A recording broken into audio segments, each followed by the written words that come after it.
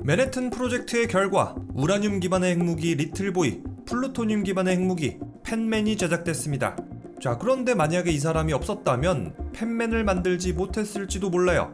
그의 이름은 바로 폰 노이만. 폰 노이만은 맨해튼 프로젝트에 참가한 천재 과학자들이나 노벨상을 수상한 사람들 사이에서도 범접할 수 없는 천재라고 불렸어요. 폰 노이만은 천재 중에 천재, 천상계에 있던 사람인 거죠. 이 폰 노이만이 맨해튼 프로젝트 때 또 그 이후에 어떤 일들을 했는지 도서 미래에서 온 남자 폰 노이만을 기반으로 알아보도록 하죠.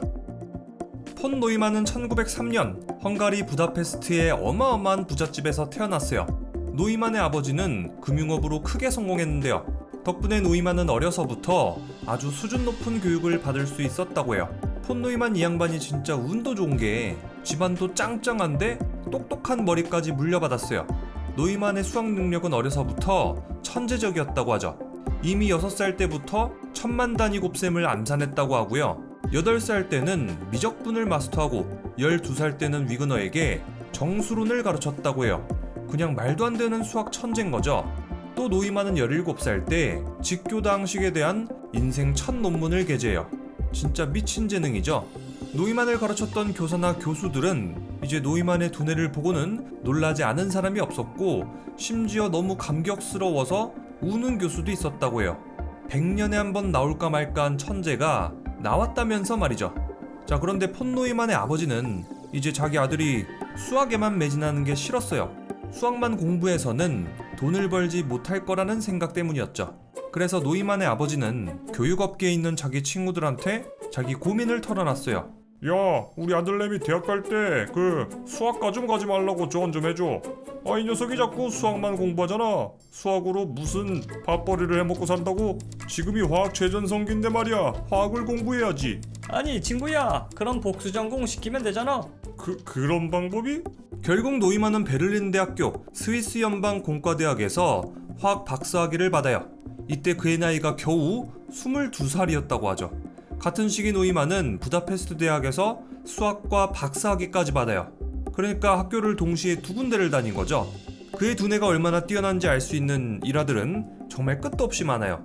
폰 노이만은 겨우 24세의 나이로 베를린 대학의 최연소 교수가 되고 1927년에만 수학 논문 12편을 발표. 겨우 몇 년 만에 폰 노이만은 당시 최고의 수학자 중 하나가 됐어요. 또 폰 노이만은 29년 말까지 주요 논문 36편을 발표했는데 그 중에 하나가 바로 세계의 명작 양자역학의 수학적 기초예요. 자, 이 시기 전 세계 수많은 명문대들은 폰 노이만한테 러브콜을 보냈어요. 노이만은 미국에 있는 프린스턴 대학을 골랐는데요. 이때 연봉을 어마어마하게 많이 받았다고 하고요. 프린스턴 대학에 간 이후로는 바로 수학 교수가 됐다고 하죠. 1933년 1월 히틀러는 독일의 수상으로 취임합니다. 이때 폰 노이만은 이미 위기를 예감했다고 해요. 괴팅겐의 수학자 루돌프 오트르베이한테 보낸 편지에는 이렇게 예언했다고 하죠. 아이 친구야, 앞으로 10년 안에 유럽에 큰 전쟁이 터질 거야. 그때 영국이 위기에 처하면 미국까지 참전할 거야.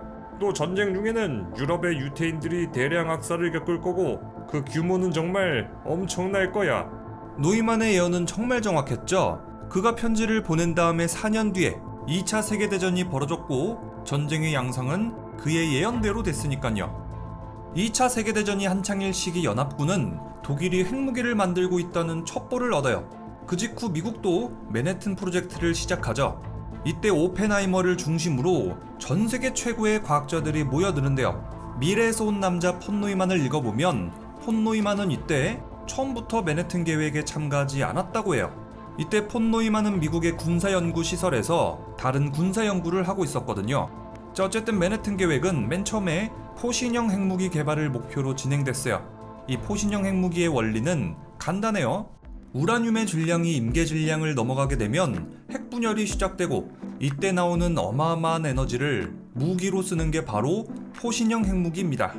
이때 우라늄의 임계 질량을 넘지 않도록 하기 위해서 왼쪽에는 속이 비어있는 우라늄 탄환을 놓고요. 오른쪽에는 원통형 우라늄 표적을 놓는 거예요. 그 다음 폭약을 터뜨려서 두 개의 우라늄이 딱 만나게 되면 순간적으로 우라늄의 임계 질량이 넘어가고 핵 연쇄 반응이 일어나서 원자 폭탄이 터지는 거예요. 구조가 상당히 간단하면서도 막강한 폭발력을 발휘하는 거죠. 자, 그런데 1940년 미국의 화학자 글렌시보그에 의해서 플루토늄이 발견됐어요. 이 플루토늄도 역시 우라늄하고 마찬가지로 핵 연쇄 반응을 일으키면서 폭탄이 될 수 있는 가능성을 가지고 있는 물질이었어요. 또 플루토늄은 우라늄하고는 다르게 대량으로 정제가 가능하다는 장점을 갖고 있었죠. 자, 이 때문에 로스앨러모스의 과학자들은 플루토늄으로 핵무기를 만들자는 의견이 나왔죠. 자, 그런데 여기서 문제가 있어요. 이 플루토늄을 갖다가 포신형 핵무기처럼 만들면 작동을 안 한다는 거예요. 플루토늄의 임계 질량이 우라늄보다 더 작기 때문에 원하지 않는 타이밍에 지 혼자 조금씩 핵 분열을 해버리거든요. 자, 그래서 미국의 실험 물리학자 세스 네더마이어는 뇌파형 폭탄을 고안합니다. 이 뇌파형 폭탄의 원리를 진짜 간단하게 설명하면 이래요. 중앙에다가 속이 비어있는 형태의 구체 플루토늄을 넣어놓고 그 겉에는 고성능의 폭발물을 설치해 놓는 거예요. 이 폭발물을 동시에 터뜨리면 플루토늄 원자들이 강한 힘으로 지지겨지면서 다량의 중성자가 방출, 핵연쇄 반응이 일어나고 그 결과로 엄청난 폭탄이 터지는 거예요. 맨해튼 프로젝트의 과학자들은 이 폭탄을 제조하기 위해서 정말 여러 가지 실험을 아주 오랫동안 진행했는데 실험은 계속 실패했어요. 이제 중앙에 있는 플루토늄에 완벽하게 같은 힘, 같은 속도의 충격파가 도달해야 되는데 그래야만 핵무기가 되는 건데 이걸 구현할 수가 없었던 거죠. 야야, 이거 못해. 이거 안 되는 거야. 플루토늄 핵무기는 포기하자고. 결국 과학자들은 1943년 뇌파식 설계를 포기해요. 이거는 맨해튼 계획에 있어서 완전 손해예요. 정확하진 않아도 플루토늄을 정제하는 데만 대략 7조에서 11조는 썼을 거거든요. 야, 이거 피해 진짜 막심하죠? 그래서 이때 오펜하이머는 폰 노이만에게 한 통의 편지를 보냅니다. 야, 우리 조졌어. 도와줘. 오피의 편지를 받은 폰 노이만은 맨해튼 프로젝트에 정식 합류하고 합류 직후부터 바로 뇌파식 핵무기 개발에 들어가요. 폰 노이만의 생각은 이랬어요. 그 플루토늄 주변에다가 하전 입자를 넣은 다음에 폭발시키면 폭발이 훨씬 빠르고 강력해질 거야. 이때 폰 노이만은 같은 헝가리 출신 물리학자 수소폭탄 무새 에드워드 텔러에게 자문을 자주 구했다고 해요. 이 두 사람은 함께 설계도 해보고 또 여러 가지 실험을 거친 다음 이렇게 주장했어요. 내 설계대로라면 적은 양의 플루토늄으로 동일한 파괴력을 발휘할 수 있어. 또 내가 설계한 뇌파형 폭탄은 포신형 폭탄보다 효율적이야. 이것은 과학자들에게 아주 좋은 소식이었어요. 안 그래도 플루토늄을 정제하는 게 정말 오래 걸리고 또 오랫동안 정제해도 요만큼밖에 안 나오니까 정말 어쩌면 플루토늄 핵무기를 만들 수 없을지도 몰랐거든요. 그래도 폰 노이만 덕분에 플루토늄 핵무기 제작 가능성이 상당히 높아진 거죠. 폰 노이만은 이것 말고도 여러 가지 업적을 남겨요. 그의 천재적인 수학 능력으로 핵무기의 폭발력 또 충격파를 계산했고요. 뇌파식 핵무기에 렌즈를 설계하고 기폭장치의 설계를 개선하고 중성자 움직임을 시뮬레이션하고 예측했다고 하고요. 또 핵무기를 제조하는데 최적화 작업을 해내요. 최초로 핵무기를 터뜨리는 실험, 트리니티 실험을 진행할 장소를 선택하고 평가하기도 했죠. 1945년 8월 6일 우라늄 핵무기 리틀보이는 히로시마에, 8월 9일 플루토늄 핵무기 펜맨은 나가사키에 떨어집니다. 그리고 1945년 8월 15일 일본은 무조건적인 항복을 선언하죠. 일본에 떨어진 핵무기는 약 21만 명의 사망자를 낳았는데요. 그 중에 약 95% 이상이 민간인이었다고 해요. 또 방사능 오염으로 인한 추가 사망자를 합하면은 사망자 수는 훨씬 더 많다고 하죠. 이 소식을 들은 오펜하이머를 비롯한 맨해튼 프로젝트의 과학자들은 핵무기에 대한 죄책감 또 회의감에 휩싸여요. 아무리 그들이 2차 세계대전을 조기 종식시킨 영웅이라고 해도 죄 없는 민간인들이 너무 많이 사망한 것도 사실이잖아요. 자, 그래서 일본의 핵이 떨어진 직후에 맨해튼 프로젝트의 여러 과학자들은 반핵 운동을 하게 됩니다. 그런데 폰 노이만은 적국에 대해서 아주 강경한 입장이었어요. 폰 노이만은 일본 교토에 문화적 가치가 많다면 더더욱 그곳을 섬멸해야 됩니다. 또 소련이 절대로 핵무기를 만들지 못하도록 해야 됩니다. 그래야만 미국은 앞으로 핵무기 위협을 받지 않을 겁니다. 노이만은 어째서 이렇게나 강경한 입장이었을까?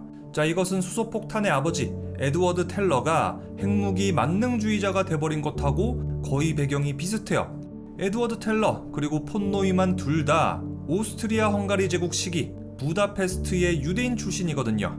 당시 오스트리아 헝가리 제국은 상당히 잘 나가던 나라예요.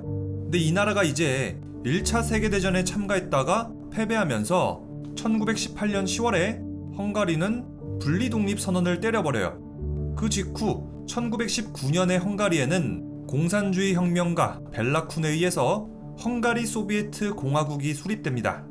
헝가리 소비에트 공화국은 토지 압류, 부의 재분배 등등을 실시했는데 이때 나라 경제는 완전히 개박살이 났다고 해요. 헝가리의 공산주의 정부는 겨우 1년 만에 1919년 8월에 끝나고 말죠. 그 직후에는 호르티 미클로시 제독의 독재 정권이 이어졌죠. 자, 그러니까 폰 노이만의 청소년기 시절에는 헝가리는 공산주의 정권 그리고 독재 정권이 번갈아 집권하면서 정치적으로 아주 혼란스러웠겠죠. 폰 노이만은 자연스럽게 공산주의나 파시즘 같은 이런 이데올로기에 아주 큰 반감을 갖게 됐다고 해요. 사실 반감이 아니라 혐오 수준이었다고 하죠. 독일이 항복한 직후 폰 노이만은 이렇게 주장하기도 했어요. 2차 세계대전이 끝나고 나면 세계 평화를 위협하는 건 바로 스탈린의 소련입니다. 소련을 확실히 견제하려면 핵폭탄을 빨리 만들어서 확실한 경고를 날려야 됩니다. 소련이 일본을 점령하면서 세계 2차 대전이 끝나게 된다면 스탈린은 태평양에서 확고한 입지를 굳힐 거고 이것은 향후 미국에 큰 위협이 될 겁니다. 실제로 일본의 핵이 떨어지기 직전 일본이 아직 항복하지 않았을 때 스탈린은 트루먼한테 이렇게 얘기했다고 전해져요. 그 일본 상륙작전 같이 하자 스키. 일본 점령 성공하면 홋카이도 넘겨달라 스키. 트루먼 대통령은 속으로 응 안돼 내가 왜? 라고 생각했을 거예요. 미국 입장에서는 일본에다가 그냥 핵무기 2방만 터뜨려버리면 전쟁이 끝나는 거거든요. 미국 입장에서는 굳이 소련이 태평양까지 세력을 넓히도록 둘 수가 없어요. 2차 대전이 끝나고 나면 그 직후에 미국과 소련은 패권국을 두고 경쟁해야 되니까요. 세계 2차 대전이 끝나고 나서 폰 노이만은 에드워드 텔러, 스타니스와프 울람과 함께 수소폭탄 개발 계획에도 참여해요. 반전반핵을 주장한 오펜하이머하고는 상당히 다른 길을 걸은 거죠. 자, 이렇게 해서 도서 미래에서 온 남자 폰 노이만을 기반으로 폰 노이만의 일생부터 맨해튼 프로젝트까지 알아봤어요. 폰 노이만의 업적은 정말 너무너무 많아서 나열하기 힘들 정도인데요. 게임 이론, 경제학을 발전시켰고요. 컴퓨터의 발전에도 공헌해요. 또 양자역학, 통계학, 수학, 물리학, 화학까지도 발전시켰다고 하고 노이만은 죽기 직전까지 무려 150편의 논문을 썼다고 하죠. 또 노이만은 DNA, RNA의 구조를 최초로 예견하고 디지털과 이진법을 제안하고 컴퓨터를 이용한 기상 예측을 최초로 시작한 것도 폰 노이만이에요. 또 폰 노이만은 말년에 인공지능, 인공생명, 뇌까지 연구했죠. 진짜 모든 분야를 압도하는 천재적인 능력을 가졌죠. 자, 그래서 오늘 소개한 영상은 도서 미래에서 온 남자 폰 노이만에서 노이만의 생애부터 맨해튼 계획까지만, 그러니까 책의 아주 앞부분만, 극히 일부분만 소개를 했어요. 그 뒤로 폰 노이만의 수많은 업적을 보려면은 꼭 이 책 미래에서 온 남자 폰 노이만을 봐야겠죠. 자, 그럼 도서 미래에서 온 남자 폰 노이만 추천드리면서 지금까지 영화 오펜하이머 리뷰였습니다.